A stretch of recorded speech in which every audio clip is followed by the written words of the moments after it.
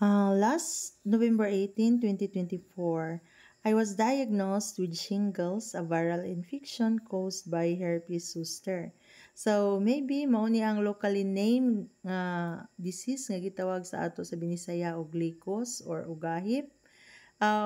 Wherein the doctor recommended me for 7 days leave of absence kay transferable kuno ni nga disease o giresitahan ko ani nga mga antiviral nga mga tablets o giresitahan pod ko og pain reliever gumikan kay ngulngul man kaayo ang imong mga kabukugan nga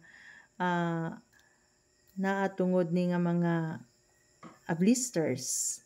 Then gisubmit pud nako akong kaugalingon sa locals og ni-suggest sila aning dahon sa handamay. Ang handamay is a local name for Pipteros arborescens, gagmay nga kahoy nga makita sa atong kalasangan nga ang dahon ani gigamit sa pagtambal sa mga samad. Then pwede pud siya gamiton di ay aning proseso nga gitawag og paspas. So, ang paspas tulo ni siya ka session, per session maghihap og 21 ka buok nga dahon. Mao nay ipahid-pahid, ibali-bali ang dahon pagpahid sa mga area nga naay mga ingon ana blisters or mga butoy-butoy. So tanan, pahira na siya, bali-balihon ang dahon, 21 ka dahon per session. Pagkaugma, second session na to siya, kuha na lang 14 na pod ka dahon. The same process, bali-balihon gyapon ang dahon pagpahid, pangitaon ang mga area nga naay mga ingon ana, mga pula-pula. Then, katulo mo balik sa ikatulo, 7 na lang kadahon. So, same process, bali-balihon gyapon ang dahon pagpahid diya sa mga blisters nimo. Then, human og pahid anang mga dahon, lukoto na siya, gipadala niya sa akua og ibitay dayon sa ibabaw sa abuhan. So matingala ka kay ang imuhang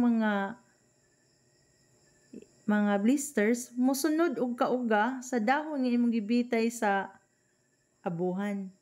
So mas dali siya na dutlan na ayo nga akong gipapaspasan compared atong sige kog inom atong antiviral nga mga tablets. So maayo gihapon ang mga pamaagi nga mga katutubong paraan sa paggamot. So wag nating ismulin. Maayo gid gihapon ni sila.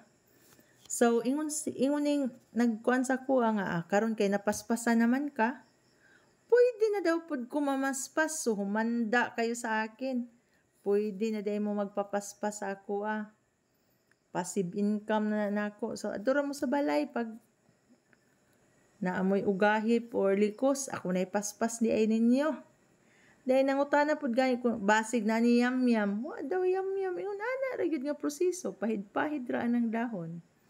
So, thank you gyud kayo nang baling kay imo gyud kong gipaspasan.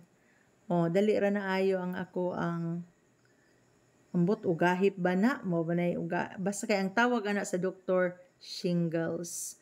So mao ra to nga information ako ihatag sa inyo. Thank you.